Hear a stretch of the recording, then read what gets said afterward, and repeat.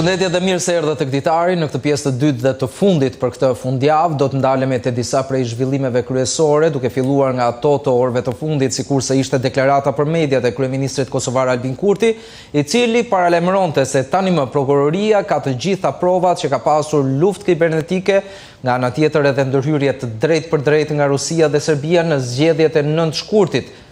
A është ky një paralajmërim për përsëritjen e një procesi zgjedhor apo një dorëzim i Kurtit përballë pamundësisë për të krijuar një koalicion qeverisë? Se diskutojmë këtë prej orës 16:30, teksa Nezir Kraki më bashkohet në bisedë. Nga ana tjetër duket se mbyllja e TikTok ka hapur shumë dallë këtë reja të debatit të përditshëm, jo vetëm mes politikanëve, por mbi të gjitha edhe aktivistëve dhe ata që mbrojnë të drejtën e shprehjes apo të drejtën e fjalës. Se diskutojmë këtë në orën 16, pa harruar që në këtë orë të parë të transmetimit do ndalemi kryesisht tek lufta, zhvillimet e orëve dhe ditëve të fundit janë ato që përcaktuan një kurs të ri për sa ndodh me paqen dhe mënyrën se si Evropa do të rreshtohet përballë Shteteve të Bashkuara që është ndërmjetësuese, apo vetë Rusisë që duket se ka marrë në dorë edhe lëvizjet e fundit në skakierën, sikurse e kemi titulluar në pjesën e parë të transmetimit të këtij ditari. Prandaj do të nisim nga kjo e fundit, sepse leva e vetme territoriale që Ukraina mendonte të përdorte në bisedimet me Rusinë është vendosur në rrezik. Bëhet fjalë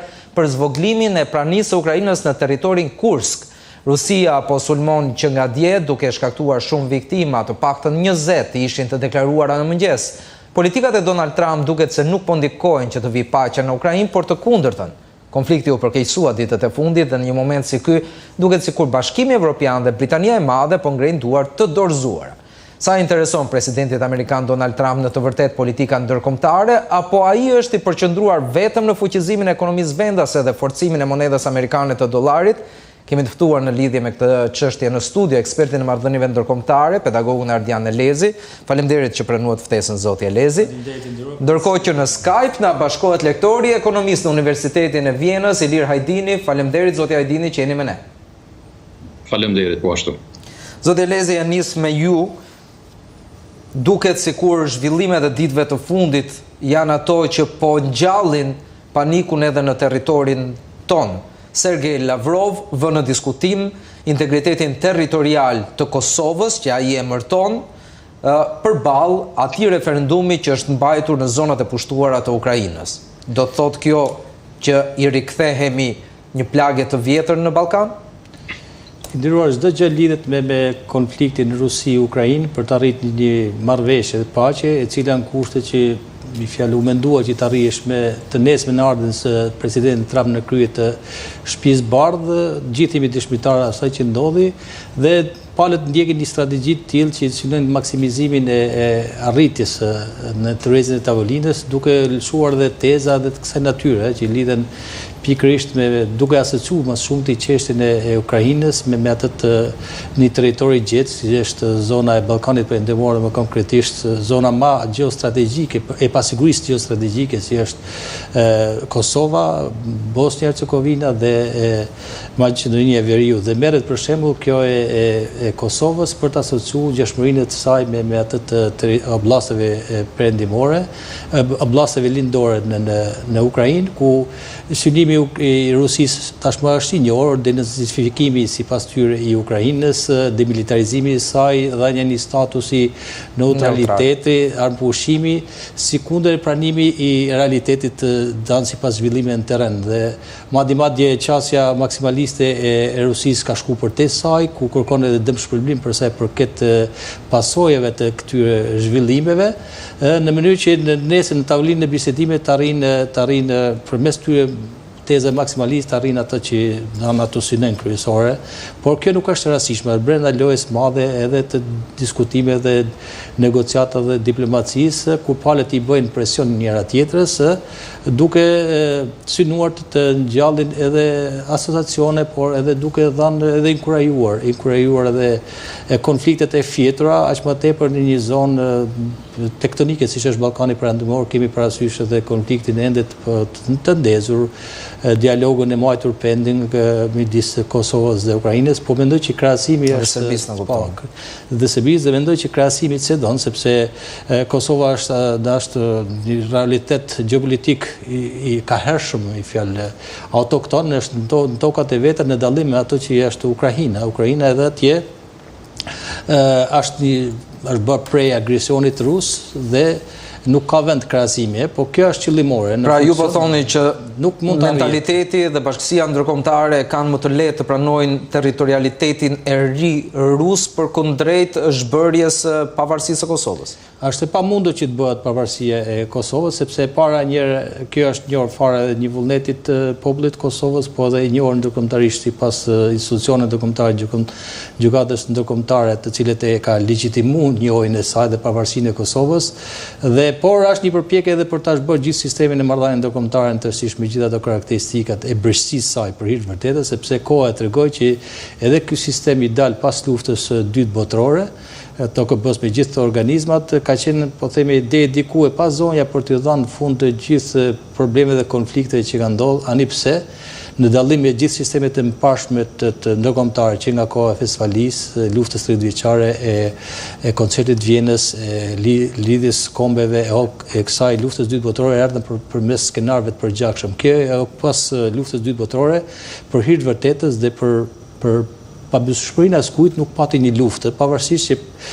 konfliktet qenë të ndeza, por nuk pati një përplasje midis bloqeve ideologjike të cilët mund të shkonin deri skenarit luftës tretë botërore, por pas lërën e Sperdes Hekrit, lumet e gjakut nuk u ndaluan. Ne kemi parasysh gjithandej kishim konflikte të ndezura, lufte të armatosura dhe karakteristikë sot për këtë sistem është dhe politika që ndiqen janë pikërisht lufta në Ukrainë dhe konflikti Ukrainë-Rusi, ajo në Gaza, sikundër dhe të tjera të ngrira, po të cilit mund të reaktivizohen si tilla varësisht si dëshkojnë këto dinamikat geopolitike, qoftë në Tajvanit, qoftë në ato të paqësorit, po edhe këto konfliktet në lindjen e mesme. Dhe të gjitha këto të kanë treguar çfarë që një rënje të hegemonitetit të SBA-s për si kundërisht ai si e tillë. Endre, dua ta diskutojmë pak më vonë këtë gjë. Por që krahasimi që dën në raportin e Kosovës me integritetin territorial të Ukrainës. E kuptoj. Zoti Ajdini, kjo luftë e cila në momentin paraqitet konvencionale, sa gjasa ka që të bishtoj në luftë ekonomike mes fuqive perëndimore? Ndoshta rrethonat ekonomike i kanë shtyr fuqitë perëndimore që të startojnë këto luftra, për shembull, siç e thekë ku kolegu më herët, mes Rusisë dhe Ukrainës. Po ashtu rrethonat ekonomike, ma konkretisht zhvillimi i hapshëm i ekonomisë kineze, specifikisht prej pranimit të saj në apo antarësimit të saj në institucionin për tregti të lirë në 2001-ën, të gjitha rrjedhat e zhvillimeve ekonomike filluan, apo dinamikat e zhvillimit ekonomik filluan të ndryshojnë në favor të sidomos të ekonomisë kineze. Dhe si rezultat i kësaj, Shtetet e Bashkuara të Amerikës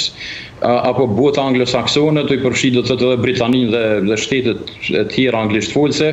kanë kontribuar shumë fuqishëm në mbarvajtjen e ekonomisë apo transferit apo tregtisë globale nëpër oqeane, në mënyrë që t'u amundsojnë kompanive të veta, siç kanë qenë në të kaluarën, që të vazhdojnë të përfitojnë nga kjo ekonomi globale. Mirë po, me këto dinamika të reja, nuk është mo ai garantuesi i sigurisë globale, nuk është përfituesi nga zhvillimet ekonomike aktuale. Dhe se rezultati i kësaj, Shtetet e Bashkuara diku tek viti 2010, aty rreth atij viti, kanë vendosur që në afat të mesëm dhe afat gjatë të ndryshojnë qasjen ndaj relacioneve edhe ekonomike dhe politike globale. Ata, si duket më, nuk do të kenë interes që bota të zhvillohet në sozat e rregullave që i kanë qenë të shkruara më herët, dhe si rezultat i kësaj do të thotë neve na duhet që të shikojmë, po flasë evropian këtë rast, që shikojmë alternativa, për shembull të formimit të bloqeve tjera, si që është bloku, po shpresojmë atë që do të krijohet një blok në këto rrethona të reja, një blok ushtarak i Bashkimit Evropian, i cili shumë vështirë në realitet do të konkretizohet, për arsye se kemi të bëjmë me interesat ndryshme, kemi të bëjmë me shtetet ndryshme, me kulturat ndryshme, religionet ndryshme, interesat ndryshme në Bashkimin Evropian, dhe gjithë kjo e rrit kompleksitetin e realizueshmërisë së një ushtrie të përbashkët. Frikojmë shumë që kjo ushtri me kalimin e kohës mund ndohet në 3 apo 4 bloqe të ndryshme, dhe shqiptarët duhet mendojnë se si do të gjenden në këto rrethona të reja, edhe ushtarake, sigurisë, edhe politike edhe ekonomike. E drejtë, po ne shqiptarët e kemi vërtetuar që me traktatin e Varshavës nuk dim të zgjedhim ata fitimtarët dhe duhet që të integrohemi më tej në kush i mbijeton kohës. Zoti Elezi, EUFOR-i, misioni paqëruetës i Bashkimit Evropian, ka shtuar radhët e tij në Bosnjë Hercegovinë pas kërcënimeve të vazhdueshme të Milorad Dodik, pas dënimit që gjykata i dha atij. Pse është gjithmonë kaq prezent rreziku në Ballkan? Shikoj, nderuar, unë e thash që Ballkani perëndimor në këto 3 zona, që përfshin Maqedoninë e Veriut, Kosovën, veriun e saj, po ashtu dhe Bosnjë Hercegovina me gjithë karakteristikat e saj etnike dhe kompozimin edhe institucional të këtij shteti të brisht, ka një prezencë të faktorit ndërkombëtar që i afrojnë sigurinë, rreshti i parë dhe i dytë, niveli i parë dhe i dytë afrohet nga NATO dhe Bashkimi Evropian në rastin konkret misionet respektive të tyre, të cilët garantojnë paqen dhe stabilitetin dhe garantojnë një farë mënyre që ajo brishtësi e krijuar pas këtyre konfliktet të krijojë një premis për stabilitetin në afatgjatë të këtyre vendet, në mënyrë që t'i hapet një perspektive qartë të Bashkimit Evropian, integrimit të tyre Bashkimit Evropian, por që koha ka treguar që pavarësisht këtyre përpjekjeve dhe investimeve që ka bërë faktori ndërkombëtar, qofshin Bashkimi Evropian me misionet e saj paqëruese, ato të karakterit civilo-ushtarak, por ato të policor, të jurisprudencës, po ashtu edhe të NATO-s me prezencën e tyre të misioneve ushtarake atje, ende kanë sfida të papërmbushura. Koha ka treguar që bristia e kësaj paqe është e tillë saqë jashtë dashur her pas here janë reaktivizuar skenar destabiliteti. Kemi parasysh qëndrimet apo qëndrimet separatiste që kanë Republika Srpske dhe presidenti Milorad Dodik atje, apo skenarët provokues që ndodhen në veriun e Kosovës, të cilët janë të sponsorizuar nga qarqet slave apo edhe ato ruse, përkundër një skenari destabilizues për të qenë pjesë e lojës së madhe të konflikteve, po themi globale për te rajonit. Dhe mendoj që kjo do të jetë në fokusin e vëmendjes dhe pikërisht kërkohet një investim i shtuar, qoftë i Bashkimit Evropian, i cili është niveli i dytë, po themi, pas qeverisjes atje, në aspektin e sigurisë, po ashtu edhe të SHBA-s, dhe një ndryshim, një qasjes të SHBA-s ndaj konflikteve, ndaj çështjeve të sigurisë dhe kërcënimeve që vijnë, duke fokusuar më shumë drejt asaj filozofie trumpiste që America First në një farë mënyrë do të inkurajonte çdo palë tjetër të interesuar, qofshin edhe mike dashamirëse ndaj rajonit, po dhe ato armike që më së shumti janë Rusia, përmes një fjalë atyre aspiratave të saj ka hershme, po ashtu dhe aktorë të tjerë si Turqia, si Kina dhe jo vetëm, të cilët shfrytëzojnë vakumin. Dhe këtu mendoj që Bashkimi Evropian dhe vetë NATO, si organizatë e karakterit renal që kapë në përgjithësinë dhe misionin e vetë pikërisht ofrimin e sigurisë dhe mbrojtjes për vendet anëtare, por gjithë atyre vendet të cilët aspirojnë për të qenë pjesë e kësaj familje, duhet të jenë vigjilencë në mënyrë që të ta zanë sa më parë këtë shtrat, këtë vakum, në mënyrë që të parandalojnë edhe këto rrisjet, po rreziqet që mund vinë për shkak të edhe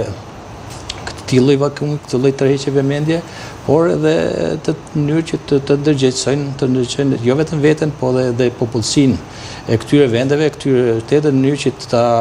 të jenë koshqent për rrezikun që i vjen. E drejtë, por që prej ardhjes në pushtet, në krye të shtëpisë së bardhë të Donald Trump, Rusia po e tërheq Amerikën në lojën e saj, apo po priste thjesht këtë moment për të treguar përpara botës të vërtetën që po mbulohej? Shikoj nderuar, para njerë du të lexojmë sjelljen e çdo shteti varësisht nga mjedisi i ri i sistemit marrëdhënie ndërkombëtar që është krijuar. Një mjedis i cili në fokusin e analizës vetë ke parasysh ka gjeografinë, ka marrëdhëniet midis shtetit, ka ekonominë, teknologjinë, të cilët në një farë mënyrë kurrëzojnë edhe qëndrimet dhe sjelljet e tyre në raport edhe me shtetet, po edhe me qasjet që kanë për çështje të caktuara rajonale globale, aq më tepër për çështjet e sigurisë dhe të mbrojtjes. Dhe mendoj që Amerika tash nuk është ajo mbarshme për hir të vërtetës, pavarësisht faktit që është aleati jon më i sigurt, më strategjik, që na ka dhënë garancinë për sa i përket sovranitetit të Kosovës, por edhe në një farë mënyrë edhe tonën si për që një vend stabil dhe me një perspektivë të qartë të Bashkimit Evropian, ka një tërheqje të saj në filozofinë e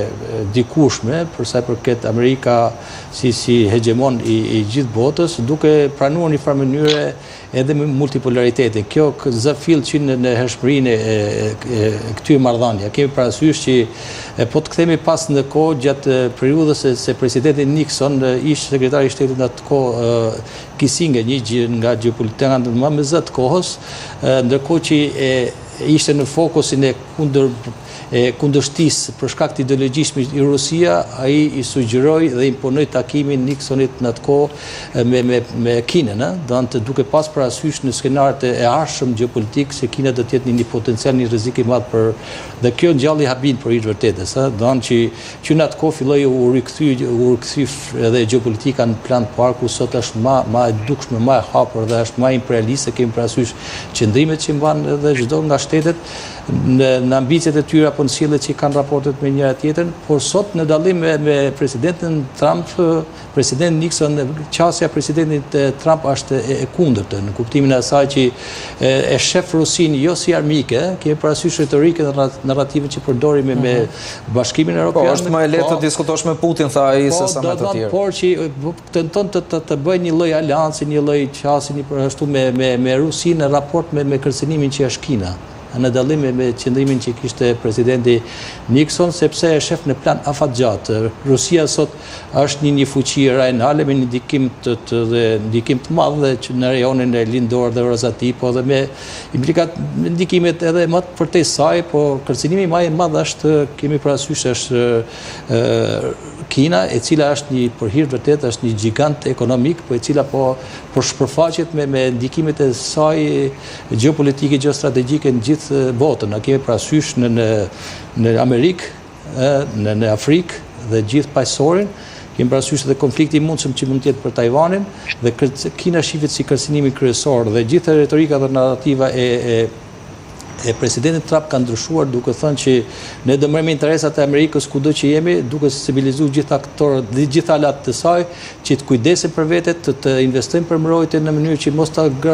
mos kujtojnë që të afrohet kjo mbrojtje vetëm përmes Amerikës, por e kundërta është ajo që po ndodh në terren, se më shumë po kërcënon. Zoti Hajdini, a ishte e nevojshme kur ne të gjithë prisnim një Donald Trump çlirues të gjitha brengave të botës,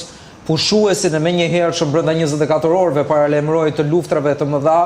në një person i cili i hapte lashe Amerikës së pari, pastaj shteteve të tjera, me një luftë ndoshta të ftohtë ekonomike me vendosjen e tarifave? Donald Trump besoj që ardhja e tij ka qenë pozitive për arsye se neve ishim duke rrëshqitur drejt një lufte potenciale ndoshta mes Shtetit të Bashkimit Evropian dhe Rusisë. Ardhja e tij, qasja e tij është do të thotë ashtu si u konvenon Shteteve të Bashkuara të Amerikës. Besoj që administrata amerikane ka kuptuar gjendjen reale në cilën Shtetet e Bashkuara ekonomikisht gjenden, edhe në raporte politike me shtete të tjera, dhe kanë ardhur në përfundim që ata duhet ta tërheqin Rusinë sa më afër influencës së tyre, në mënyrë që potencialisht ta dobësojnë ndikimin e saj në BRICS, po ashtu përmes tarifave, për shembull politike që Trumpi vendosi të ndërmerr ndaj vendeve si Kina, për shembull Kanadaja, Bashkimi Evropian e kështu me radhë, ai po synon që të shtyjë kompanitë që të lëvizin, kryesisht ato kompani që janë aktualisht në Kinë, që të lëvizin lëvizjen me investimet e tyre direkte mrena Shteteve të Bashkuara të Amerikës, duke provuar që duke në këtë mënyrë domethënë duke arritur që të prodhojnë për konsumatorët amerikanë, sepse mos harrojmë që ekonomia amerikane është ende ekonomia ose të paktën ka konsumin më të madh nëse krahasojmë me ekonomi tjera, dhe si rezultat i kësaj me ngritjen e tarifave domethënë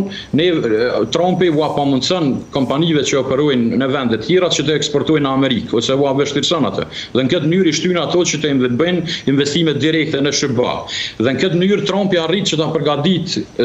ekonominë amerikane në rast të një për shembull ballafaqimi me Kinën në të ardhmen, që të mos ketë shumë pasoja të theksueshme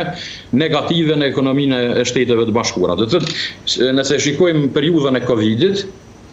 pastaj do të thotë periudhat në vijim, deri te kjo periudha e tarifave, gjitha këto kanë kontribuar që kompanitë multinacionale,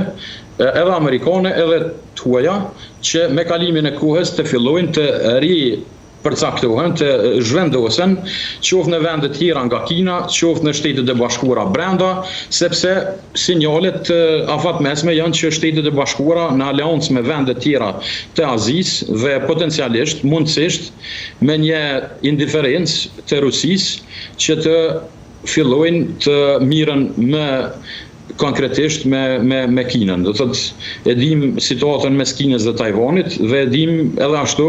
aleancën e SBA-s me Japoninë, Korenë e Jugut, vende tjera në Azinë dhe me potencialisht me vendet e Bashkimit Evropian do ta izolojnë ekonominë kineze. Dhe sa më herët që Trumpi të ndërmerr lëvizje për shembull me tarifa, aq më herët do t'ju sinjalizoj gjitha kompanive që mos dënohen për arsye se ato do të dëmtohen më së tepërmi dhe rrjedhimisht edhe ekonomia amerikane dhe ekonomitë evropiane. Ndërsa nëse kalojmë tash te raportet mes Rusisë dhe Bashkimit Evropian, përmes veprimeve që i ka ndërmarrë Trumpi, ka qenë një wake up call, nëse mund ta quaj në gjuhën angleze, do të thotë një shkundje, e vendeve të Bashkimit Evropian, do me thonë të shtyj ato që të pavarësohen, jo vetëm ushtarakisht, po të fillojnë edhe të mendojnë më nga konveshtrimi ekonomik që po ashtu të pavarësohen, kryesisht mundësisht nga do të thotë lidhja e fuqishme që ekziston aktualisht mes ekonomive evropiane dhe asoj kineze. Do të thotë, përmes dobësimit apo të raporteve që besoj që janë ky dobësim i raporteve është afat shkurtër, i shërben besoj kësaj këndjelljes së ushtrive dhe ekonomive evropiane, i shtyn ato që të investojnë shumë më tepër në ushtrinë dhe në këtë mënyrë të konsumojnë, të blejnë, sepse pjesërisht ky investim do të shkojë edhe në Shtetet e Bashkuara, të fuqizojnë armatën e tyre të përbashkët, të jenë në gjendje të konkurrojnë me fuqinë ushtarake ruse, dhe njëkohësisht do të thotë që potencialisht të jenë të gatshme të ndihmojnë Shteteve të Bashkuara në një ballafaqim me Kinën në një të ardhme jo shumë të largët. E drejt, por kjo luft me miq apo pa miq, a pritet të kthehet në një bumerang monedhës evropiane edhe asaj amerikane? Po e zonë, do të thotë ditëve të fundit monedha e euros ka filluar të fuqizohet në raport me dollarin, për arsye se investitorët zakonisht i devijojnë, i këmbjejnë të hollat apo blejnë valuta në ato vende ku shohin përmirësim të sigurisë. Për shembull, Trumpi po premton dhe po vepron që të arrijë një lloj paqe, po e quajnë thojza, paktën për një periudhë të caktuar mes Ukrainës dhe Rusisë, dhe në këtë mënyrë do të thotë investitorët fillojnë të shikojnë në një farë lloj stabilitetin në valutën euro. Sinjalet e para të një stabiliteti të mundshëm. Dhe do të thotë ata fillojnë që të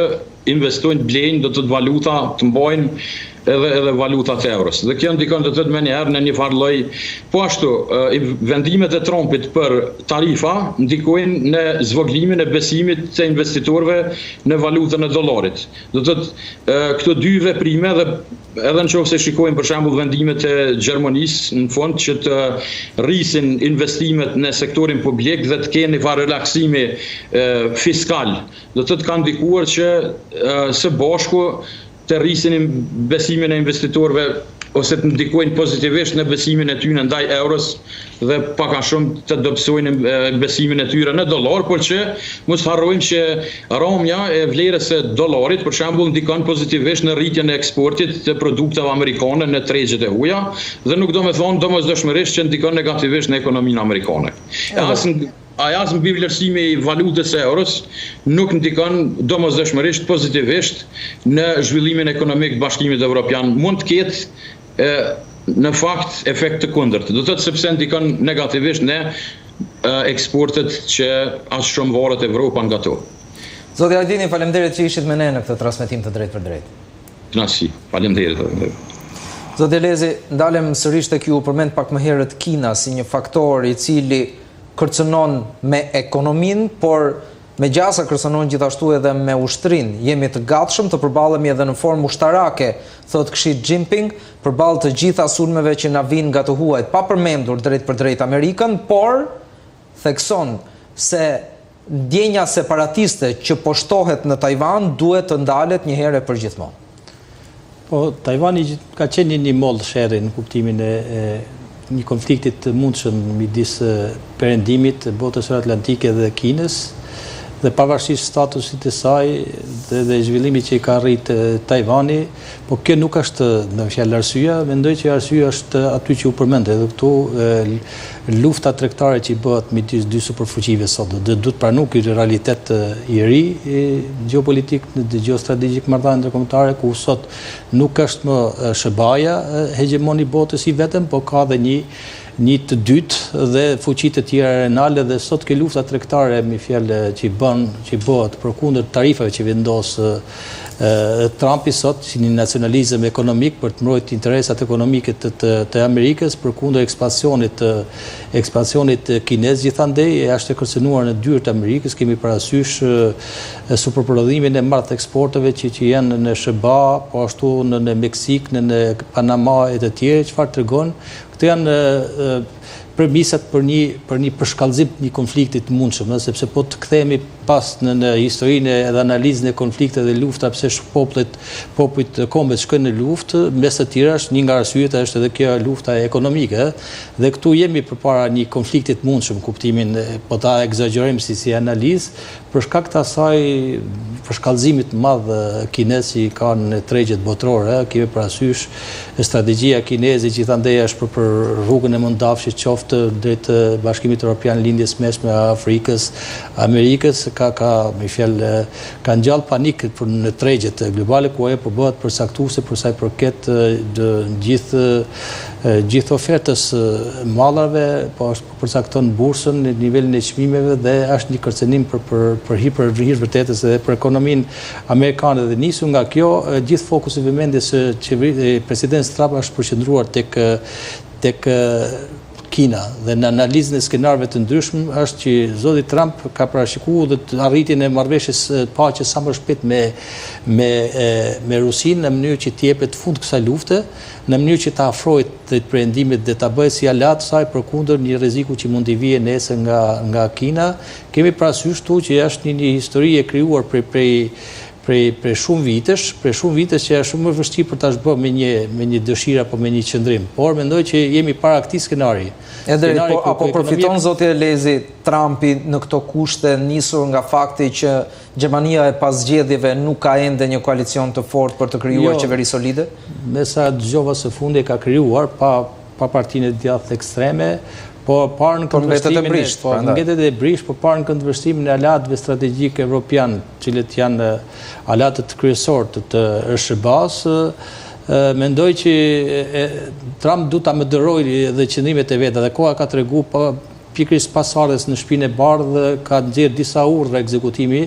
përkundër agjentave neoliberale, të cilët i ka ftuar gjithë vendet evropiane dhe aleatët të bashkohen atij. Kemi parasysh qëndrimin ndaj familjes transgjinis për shpërdorimin e fondeve të taksapaguzëve amerikanë përmes këtyre organizatës USAID e tjerë, ku ka kërkuar ngritjen e sistem kontrolli për sa i përket planifikime buxhetore dhe mënyrën se si ata u përdor, dhe kjo është një nga qasjet e tij duke aplikuar dhe teknologjinë për sa i përket edhe eficiencës përdorimit të këtyre fondeve, dhe në këtë ka kërkuar një aleancë me Bashkimin Evropian duke rritur shkallën e ndërgjegjësimit të tyre për rreziqet e mundshme që ato mund të kenë, duke thënë që ju përkundër rreziqeve të sigurisë që vijnë nga kërcënimet e mundshme, kemi parasysh edhe ai rus apo dhe kinez, duhet të jeni të zot të ta menaxhoni vetë situatën, duke investuar në sistemin e mbrojtjes. Dhe CSDP apo Common Security Defense Policy, që është një nga shtyllat e bashkimit politikës jashtme të Bashkimit Evropian, ngelet një nga sfidat e këtij bashkimi për sa i përket maturitetit të saj. Kemi parasysh që Bashkimi Evropian në kushtet e sfidave me krizat dhe pasiguritë e veta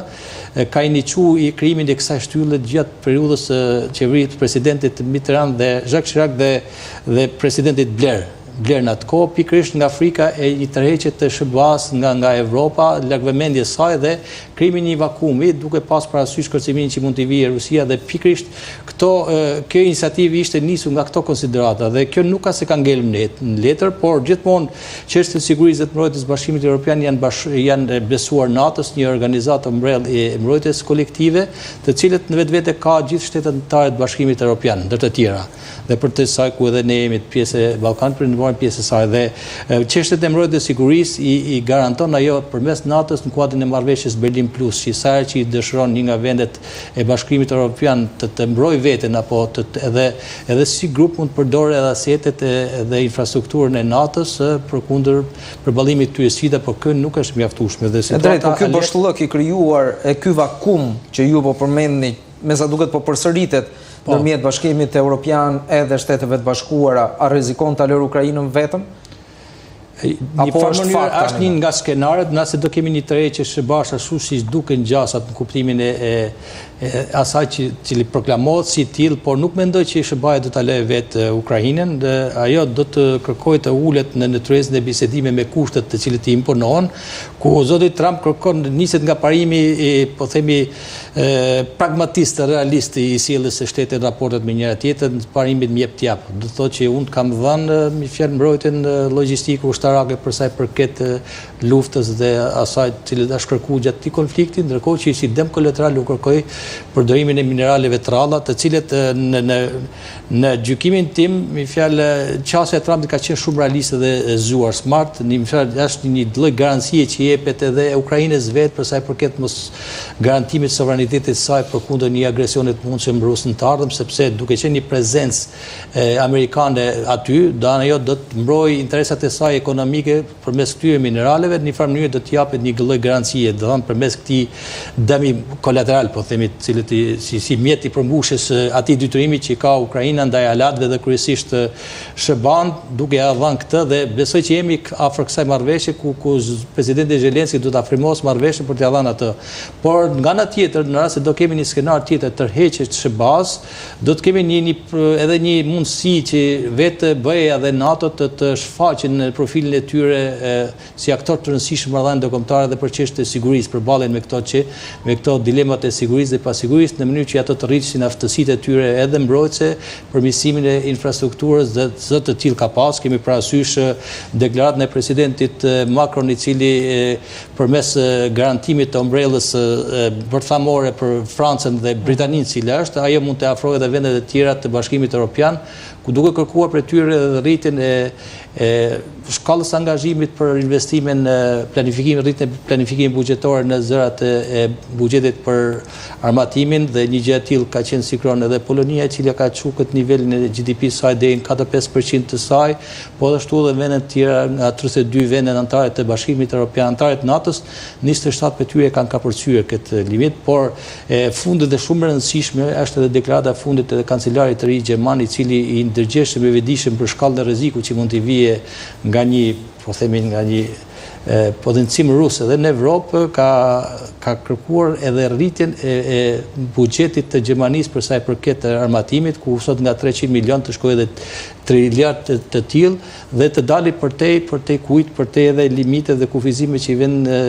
traktati Maastrichtit për sa i përket buxhetit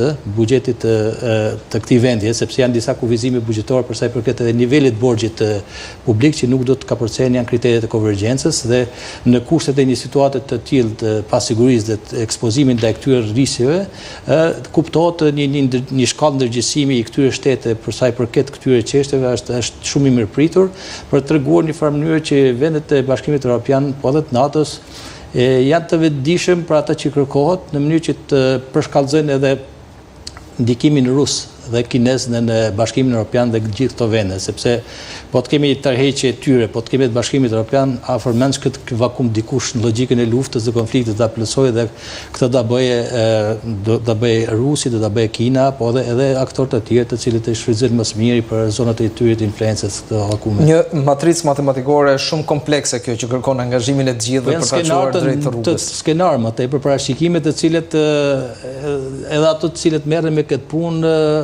i kanë analizuar, por kohë ka treguar që edhe mund të kenë dështuar, por nuk ka asnjë gjë të keqe, që edhe në Shqipëri, edhe në vendin tonë këto qendrat strategjike, të analizës, studimit strategjik nuk do të mungojnë për kuptimin e asaj që mund t'i afrohen qeverisë apo organeve vendimmarrëse për sa i përket skenarëve të mundshme që çdo shtet dhe vend t'i ketë ato. Ke parasysh edhe në SBA, ekspertët gjeopolitik, geostrategjik i kanë ofruar këtu rasti i Fukuyamës, ishte një prej tyre ku pas rënies perdes hekur tha që fundi i historisë njeriu i fundit, po që koha tregoi që ishte një teori e gabuar dhe u desh atij vetë ta korrigjonte atë. Prandaj dhe sot aktiviteti bërthamor është kaq i vendosur në kontroll dhe çelësat nuk i jepen një personi. Faleminderit zoti Elezi që ishit këtu. Faleminderit e nderuar